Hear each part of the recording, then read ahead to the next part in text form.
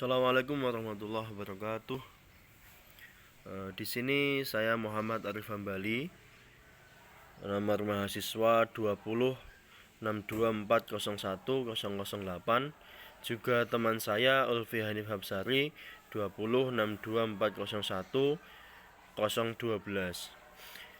Di sini kami akan mempresentasikan terkait SIA, Sistem Informasi Akuntansi. Yang pertama, pengertian SIA. Sistem Informasi Akuntansi atau SIA adalah sistem yang dirancang untuk mengumpulkan dan menampilkan informasi akuntansi sehingga akuntan akan eksekutif perusahaan dan eksekutif perusahaan dapat membuat keputusan yang tepat. Atau dapat disimpulkan bahwa sistem informasi akuntansi adalah suatu sistem yang terdiri dari berbagai formulir, catatan, dan laporan yang telah disusun dan menghasilkan suatu informasi keuangan yang dibutuhkan oleh perusahaan. Selanjutnya, fungsi SIA. Fungsi yang pertama adalah mengumpulkan semua data kegiatan bisnis perusahaan dan menyimpan data tersebut secara efektif dan efisien.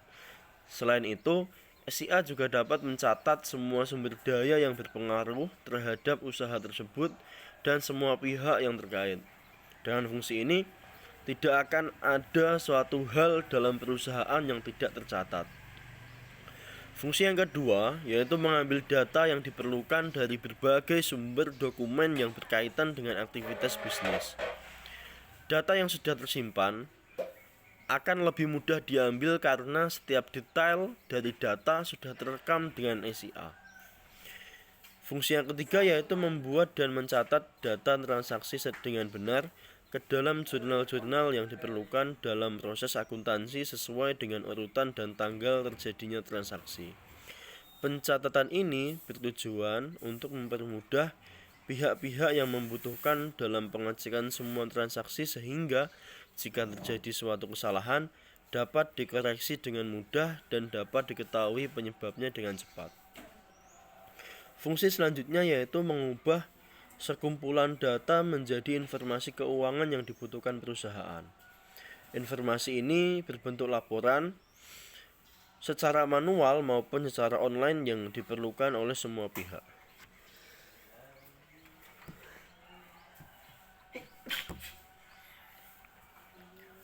Fungsi yang kelima yaitu sebagai suatu sistem pengendali keuangan agar tidak terjadi suatu kecurangan.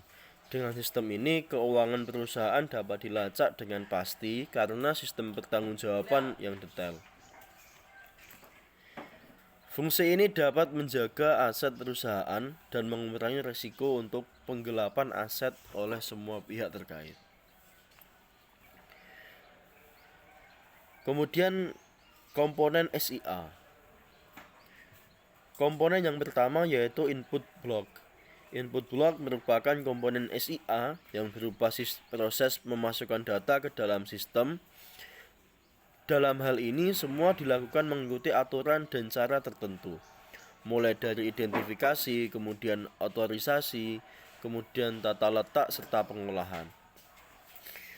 Kemudian model block. Model block merupakan proses pengolahan data yang dimulai dari penginputan dengan menggunakan berbagai cara sehingga dapat menghasilkan sebuah laporan. Informasi tersebut nantinya difungsikan untuk menjawab sebuah pertanyaan. Output block. Pengertian output block sudah tergambar jelas dari namanya. Pada tahapan ini, dalam sistem informasi akuntansi menghasilkan sebuah produk berupa laporan. Nantinya kemudian dokumen tersebut diberikan kepada semua pihak yang memiliki wewenang dari berbagai tingkat manajemen. Database block.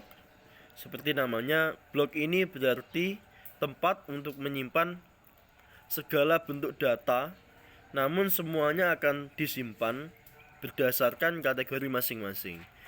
Secara basis, semua informasi itu diklasifikasikan menjadi dua jenis, yakni fisik dan logis. Kemudian ada teknologi blok. block ini terdiri dari teknologi yang digunakan sebagai alat penunjang sistem informasi akuntansi. Umumnya, perangkat tersebut berbasis komputer sehingga dapat menangkap, mengakses data, menjalankan model, menyimpan, serta menghasilkan laporan. Selanjutnya ada control block. Dari serangkaian kegiatan dalam sistem akuntansi yang ada, yang saling terkait, tentu membutuhkan proteksi agar terhindari dari berbagai masalah seperti kebakaran, retas, penggelapan, sabotase, dan masih banyak yang lainnya. Sehingga dibutuhkan control block sebagai bentuk pengendalian. Kemudian yang selanjutnya ada elemen SIA. Elemen Sistem Informasi Akuntansi. Sumber daya manusia atau SDM. Salah satu komponen terpenting yaitu sumber daya manusia. SDM dalam hal ini adalah manusia yang bertindak sebagai subjek pelaksana sistem informasi akuntansi. Tanpa ada pelaku, tentu SIA juga tidak dapat berjalan. Melihat prinsip tersebut, maka dalam menyusun SIA sangat penting untuk mempertimbangkan berbagai aspek dari subjek pelaksana, mulai dari kondisi sosial, pendidikan, serta psikologi manusianya.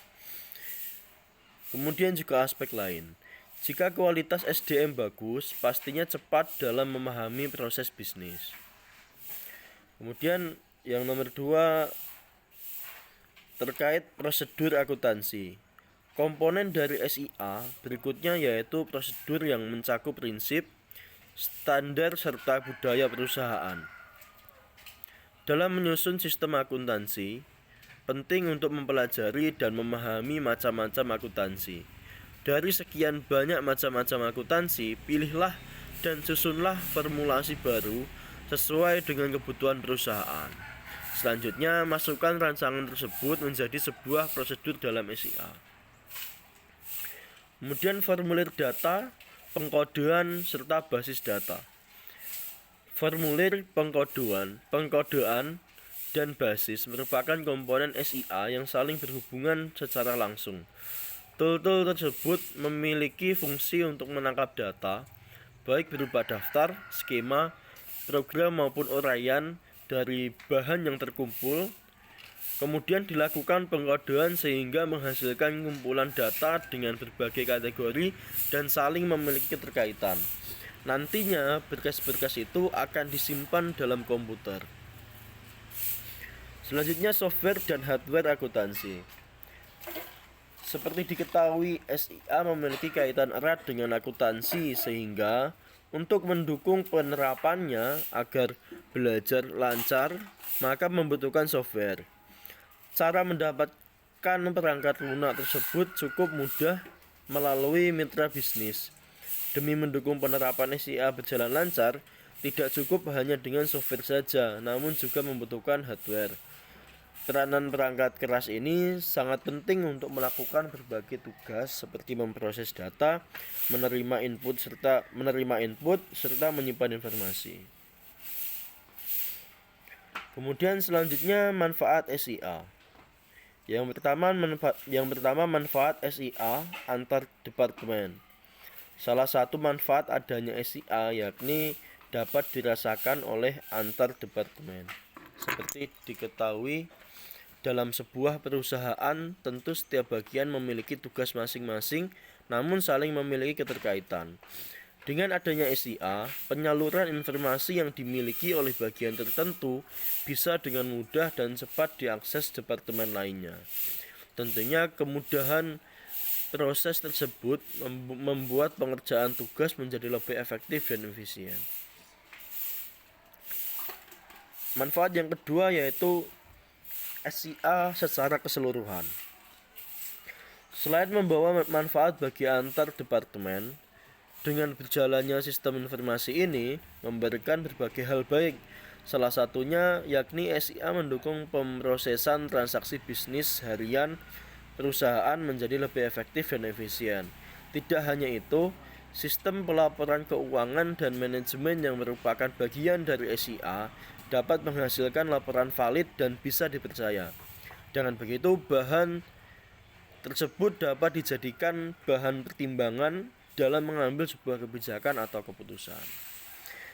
Sekian dari kami, semoga bermanfaat. Wassalamualaikum warahmatullahi wabarakatuh.